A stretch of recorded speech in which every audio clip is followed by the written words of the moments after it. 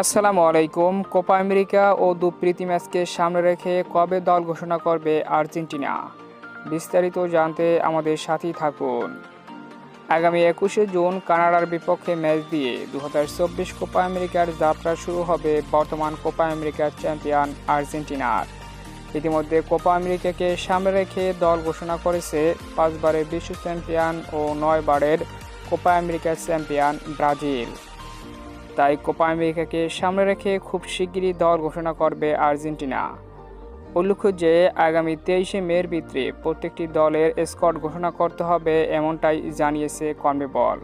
তবে বিভিন্ন গণমাধ্যমের দাবি অনুযায়ী আগামী 17ই মে শুক্রবার আর্জেন্টিনার দল ঘোষণা করবে আর্জেন্টাইন বস লিওনেল স্কলোনি। তবে কোপা আমেরিকার 23 সদস্যের স্কোয়াডে কারা জায়গা পেতে পারে, অবশ্যই কমেন্ট করে আপনার মতামত জানিয়ে দিতে পারেন আমাদের কমেন্ট বক্সে। কোপা আমেরিকার আগে আরও 2টি প্রস্তুতি ম্যাচ খেলবে আর্জেন্টিনা। তো খেলাধুলা বিষয়ক এরকমের ভিডিও পেতে অবশ্যই চ্যানেলটিকে সাবস্ক্রাইব করে পাশেই থাকুন। ধন্যবাদ।